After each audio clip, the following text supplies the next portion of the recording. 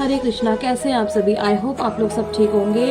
और आज का जो मेरा विषय है वो है जपमाला को लेकर। एक दो तीन डिवोटीज़ ने मुझे पूछा था कि जपमाला कैसे करते हैं और क्या क्या इसके नियम हैं और जपमाला जो है वो किस तरीके से की जाती है और हमें स्टार्टिंग में कौन सी जपमाला करनी चाहिए अगर हम स्टार्ट कर रहे हैं अपनी भक्ति लाइन में, तो कौन सी वाली जपमाला को करें और कितनी जपमाला हमें करनी चाहिए दिन की।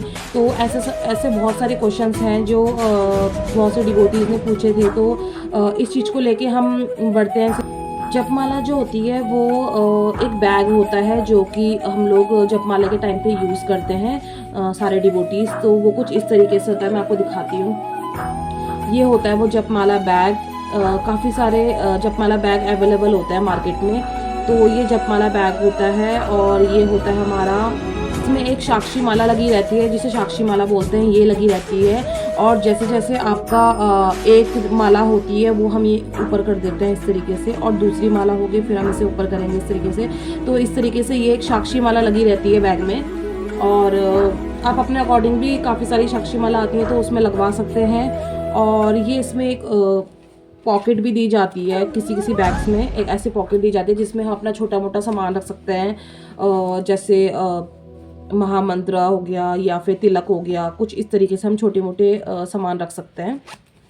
और जो ये बैग होता है इसमें हमारा ऐसे यहाँ पे से हाथ डालने के लिए होता है, ऐसे इसमें हम अपना हाथ डालते हैं। और ये हमारी जो इंडेक्स फिंगर होती है जो इसको बाहर निकाला जाता है इस माला के थ्रू, ऐसे बाहर। और इसके अंदर जो माला होती है उससे हम जब करते हैं इस तरीके से करते हैं, ये वाली जो फिंगर होती है ये टच नहीं होती है माला में। और जो हमारा इसको इस तरीके से गले में लगाया जाता है जिससे कि ये कहीं गंदी जगह पे ना रखा जाए और स्वच्छ जगह पे ही टिका रहे ऐसे गले में डाल के, क्योंकि हम इस चीज़ को बहुत पवित्र मानते हैं। और जहाँ भी हम बैठते हैं तो वहाँ पे हम कहीं पे भी इसको नहीं रख सकते हैं। जो जपमाला होती है हम इसे यूज़ करने के बाद भी कहीं पे भी टंगा सकते हैं। तो इस तरीके से गले में टांगी जाती है जिससे कि ये कहीं गंदी जगह पे नहीं रखा जाए इस तरीके से जपमाला को, तो इससे लगाई जाती है। और जो इसमें ये माला होती है तो ये है तुलसी की माला। ये तुलसी की माला है, 108 मन के हैं इसके अंदर। और जो ये हमारे ऊपर होती है ये सुमेरु होता है, तो इसको टच नहीं करते हैं। जब भी हमारी काउंटिंग स्टार्ट होती है तो इसे टच नहीं किया जाता है। हमारी काउंटिंग हमेशा यहाँ से स्टार्ट होती है, सेकंड वाले से। और जब हम लोग इसको करते हैं तो हमारी काउंटिंग में हमारी सिर्फ ये 2 फिंगर चलती है काउंटिंग में। ये वाली फिंगर हमारी स्टार्टिंग होती है, स्टार्ट होती है तो हमारी इस तरीके से होती है। ये आप देख सकते हैं इस तरीके से हमारी चैंटिंग स्टार्ट होती है। ये हमारी चैंटिंग आगे बढ़ती रहेगी एक एक करके। और ये वाली फिंगर हमारी बिल्कुल टच नहीं होता। फिर जब आप इस चैंटिंग को पूरा कर लेंगे 108 माला ये पूरा है हमारा मन के, उसके बाद जब आप ये वाला जो लास्ट वाला मन का होता है, आप जब इसको चैंटिंग करेंगे हरे कृष्णा कृष्ण कृष्ण हरे हरे, हरे राम राम राम हरे हरे, जब आप ये लास्ट वाला कर लेंगे तो इसके बाद आपको वापसी सुमेरु को ऊपर नहीं चढ़ाना है। अगर आप ये सुमेरु को ऊपर चढ़ाते हैं अपनी चैंटिंग को तो ये आपकी चैंटिंग पूरी तरीके से ख़राब हो जाएगी। तो इसलिए आप इसको ना करते हुए हम दोबारा इसको ऐसे करके टर्न किया जाता है और आप दोबारा इसको पकड़ के यहाँ से चैंटिंग दोबारा काउंटिंग स्टार्ट होती है। फिर ये वापसी आने के बाद हम इसे टर्न करते हैं एंड देन हमारी चैंटिंग यहाँ से स्टार्ट होती है। तो ये होता है इसका प्रोसेस करने का। कभी भी सुमेरु को पार नहीं किया जाता है चैंटिंग करते समय। और ये किया जाता है ऐसे बैग में डाल के, मैं आपको दिखाती हूँ। ये हम इसको बैग में डाल रहे हैं इस तरीके से। ये बैग के जो साइड में जहाँ से आपका हाथ जाएगा वहाँ पे जाता है। उसके बाद आप इस तरीके से इसको ये वाला जो है कर लो और यहाँ से आप अपनी फिंगर निकाल लीजिए। आप इसको हाथ में ऐसे बांध के भी कर सकते हैं, लेकिन आप ध्यान दीजिए कि कहीं पे भी आप अपनी माला को कहीं पे भी मत रखिए ऐसे करके। और उसके बाद आपके अंदर चैंटिंग चलती है। सबसे पहले चैंटिंग करने से पहले आपको एक महामंत्र बोलना पड़ता है जिसमें हम शुक्रिया करते हैं अपने पंचतत्व को। तो इस तरीके से जो हमारा महामंत्र है, जैसे कृष्ण चैतन्य श्री नित्यानंद अद्वैत गदाधर श्रीवास आदि गौर भक्ति वृंदा, हरे कृष्णा कृष्ण कृष्ण हरे हरे, हरे राम राम राम हरे हरे। इसके बाद जब आप ये पूरा बोल लेंगे उसके बाद आप आगे बढ़ेंगे। ऐसे करते करते आप दूसरा बोलेंगे हरे कृष्णा कृष्ण कृष्ण हरे हरे, हरे राम राम राम हरे हरे। फिर आप आगे बढ़ेंगे हरे कृष्णा कृष्णा कृष्णा हरे हरे, हरे राम राम राम हरे हरे। और मैं आपको इस तरीके से खोल के भी दिखाती हूँ। जो हमारी चैंटिंग है ये ऐसे चल रही है। 3 मन के मैं कर चुकी हूँ। और हरे कृष्णा कृष्णा कृष्णा हरे हरे, हरे राम राम राम हरे। जब आप ये पूरा बोलेंगे इसके बाद ये आप आगे बढ़ा देंगे हरे कृष्णा कृष्णा कृष्णा हरे हरे, हरे राम राम राम हरे। फिर आप ये जो दूसरा मन का है ये वाला, उसके बाद उसको आगे बढ़ा देंगे। इस तरीके से करते करते करते करते पूरी चैंटिंग होने के बाद जब आप यहाँ पहुँच जाएंगे, इस वाली में, लास्ट वाली में यहाँ पहुँच जाएंगे, उसके बाद आप इसको ऐसे करके टर्न करेंगे ये हाथ से। फिर आप इसको दोबारा यहाँ से स्टार्ट करेंगे। आप इसको बैग के अंदर से डाल के भी कर सकते हैं। और अगर आपको स्टार्टिंग में बैग यूज़ करने में दिक्कत आ रही है तो आप जो माला है जपमाला, उसको आप स्टार्टिंग में सिंगल ऐसे भी कर सकते हैं, विदाउट उसके कर सकते हैं बैग के भी। तो इस तरीके से जो हमारी जपमाला है वो होती है। और उसके बाद प्रश्न आता है कि जो जपमाला होती है वो हम कौन सी वाली स्टार्ट करें, जो हम लोग शुरुआत में करते हैं। तो जपमाला तो देखिए जो हमारी तुलसी माला होती है ना, उसका जो नियम होता है वो थोड़ा अलग होता है। आप जब भी तुलसी माला को स्टार्ट करें तो तुलसी माला स्टार्ट करने के भी कुछ नियम होते हैं। आप एकदम से तुलसी माला पे मत आइए।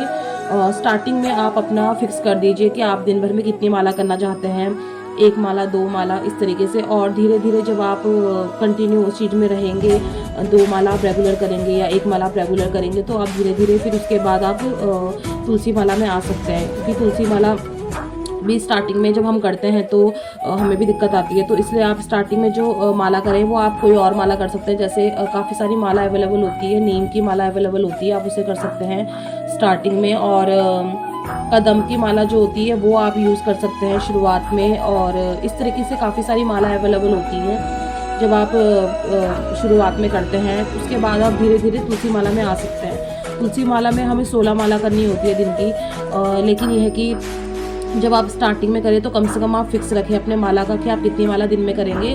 तो इस तरीके से जो माला होती है वो आप यूज़ कर सकते हैं। तो नहीं देख ही लिया है। और हैं ये भी बिल्कुल वैसे ही है, इसमें हाथ डालने के बाद ये ऐसे करके, और इसमें जो ये लगी रहती है साक्षी माला ये।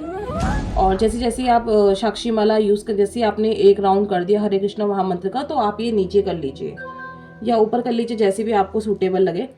और जैसे आपने दूसरी वाली फिर करी है हरे कृष्णा महामंत्र का, फिर आप नीचे कर लीजिए। ऐसा करते करते करते करते आप ये पूरी माला कर सकते हैं। तो इसमें जो इसका यूज़ होता है उसका यूज़ क्या है मैं आपको बता देती हूँ। तो जो ये इसका यूज़ होता है वो यूज़ है कि आप कितनी माला दिन के कर चुके हैं। अगर आप जैसे आपने 3 4 5 माला कर दी है, तो आप इसको नीचे करने के बाद आपको ये पता चल जाएगा कि आपने ये 5 या 6 माला करी है दिन की कर ली है। तो आप इस चीज़ से, क्योंकि कई बार माला हम लोग कंटिन्यू करते तो हमें याद नहीं रहती है 16 माला करी कितनी माला करी, तो इसलिए हम लोग को ये साक्षी माला दी जाती है जिससे पता चले कि हम कितनी माला कर चुके हैं दिन की। अब प्रश्न आता है कि जो माला होती है हमारी वो हम लोग मतलब कब कर सकते हैं। तो देखिए जो माला होती है वो आप कहीं पे भी कर सकते हैं, और ऐसा उसका कोई रूल नहीं है कि कहाँ पे करें, बैठ के कहीं पे भी कर सकते हैं आपकी जहाँ पे आपकी मर्जी हो। बट जो माला होती है वो से पहले भी कर सकते हैं, नहाने के बाद भी कर सकते हैं। ऐसा कोई रूल नहीं है कि आप नहाने के बाद या नहाने से पहले ही कर सकते हैं, ऐसा कोई भी रूल नहीं। जब आपका मन करे, जब आपकी इच्छा हो, आप तभी भी कर सकते हैं। और अपने प्रभु के सामने बैठ के आप, वैसे ब्रह्म मुहूर्त में जो सुबह उठ के नहाने के बाद अगर आप माला करते हैं तो वो अच्छा रहता है। लेकिन अगर आपको जब भी टाइम मिल रहा है, आपको लगता है कि मॉर्निंग में टाइम नहीं है, आपको जब भी टाइम मिल रहा है आप तभी भी कर सकते हैं। इसका कोई ऐसा रूल नहीं है कि आपको नहाने के बाद ही करना है या नहाने से पहले या नहाने के बाद, ऐसा कुछ रूल नहीं है। आप कभी भी कर सकते हैं जपमाला को। और जो जपमाला होती है वो कहीं पे बैठ के कर सकते हैं। और जो जपमाला की जो बैग होती है आप उसे कहाँ रखें, बहुत से लोगों का प्रश्न पूछा था। तो ये जो बैग है आप उस बैग को कहीं पे भी रख सकते हैं। कहीं पे भी का मतलब है कि मंदिर के स्थान में कहीं भी रख सकते हैं, और आप इसे टंगा सकते हैं ऐसे करके। बट आप इसे कोई भी वैसे गंदी जगह पे ना रखें, नीचे ना रखें, कहीं भी ऐसी जगह पे ना रखें जहाँ पे आप स्लीपर वगैरह यूज़ कर रहे हो या कुछ भी है, मतलब वहाँ पे ऐसी जगह पे ना रखें। जो आपका ये बैग से या तो फिर ये मंदिर में टंगा दीजिए या फिर मंदिर पे ही कहीं रख दीजिए। और ये आपको रेगुलर करना होता है। जब आप माला जप करने लग जाते हैं तो आपको फिर ये रेगुलर करना होता है। ऐसे नहीं है कि आपने 4 दिन करी उसके बाद आपने छोड़ दी, इस तरीके से आप ना करें।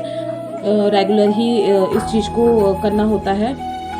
आप जब भी अपना माला शुरू करें, आप स्टार्टिंग में 1 माला से स्टार्ट कर सकते हैं। तो आपको जैसे पता ही होगा कि माला में 108 मन के होते हैं, तो इस तरीके से आप स्टार्टिंग में एक माला कर सकते हैं। जब आप धीरे धीरे एक माला 2 माला करेंगे तो आप धीरे धीरे बाकी और माला में भी आ जाएंगे आगे करके। इससे हमारा क्या होता है कि इससे हमारा जो चित्त होता है वो शांत होता है, मन ज़्यादा भटकता नहीं है, और अपना एक तरफ से ये माइंड के लिए एक्सरसाइज होती है हमारी, जो हम लोग को बिल्कुल स्थिर बना के रखती है, अपने माइंड को बिल्कुल साफ़ सुथरा कर देती है। और जो गलत-गलत विचार हमारे माइंड में आते हैं उन चीज़ों पे ध्यान भटकने नहीं देती है। और आप कोशिश करें कि जब आप जपमाला करें तो आपका ध्यान कहीं और इधर-उधर ना हो। आप जपमाला करें तो ज़्यादातर या तो अकेले में करें या फिर ऐसे टाइम पे करें जब आपको लगता है कि आपके घर में कोई नहीं है और आप अकेले में बैठे हो या आपका अकेला टाइम है थोड़ा-सा, तो उस समय करें। उसमें आपको ध्यान जितना लगेगा उतना अच्छा रहेगा आपके माला में और उसका आपको ज़्यादा बेनिफिट मिलेगा। तो इस तरीके से माला करते रहेंगे, आपको अपने आप ही दूसरा माला का करने का जो मन होता है वो बनता रहेगा। तो इस मासिक धर्म वगैरह आते हैं तो उसमें क्या हम जपमाला कर सकते हैं, ऐसे प्रश्न भी होते हैं कई लोग में, तो ऐसा कुछ नहीं है। आप लोग मासिक धर्म में भी जपमाला कर सकते हैं, पर जितने टाइम तक आपका ड्यूरेशन रहता है उतने टाइम तक आप जपमाला करिए। उसके बाद जैसे ही आप नहा धो के शुद्ध हो जाते हैं तो अपनी माला को भी शुद्ध करना होता है। तो आप क्या करिए कि उसके बाद आप तुलसी माला को भी गंगा जल से स्नान करा के उसको अच्छी तरीके से धोने के बाद, और जो बैग है उनको भी वॉश करने के बाद, उसके बाद उसके ऊपर गंगा जल डाल के उनको भी शुद्ध करिए। उसके बाद नेक्स्ट डे से आप दोबारा वही रूटीन यूज़ कर सकते हैं। तो इस तरीके से आप जपमाला को भी यूज़ कर सकते हैं और उनको शुद्ध करना बहुत ज़रूरी है जपमाला को भी। तो मिलते हैं नेक्स्ट वीडियो में। हरे कृष्णा, राधे राधे।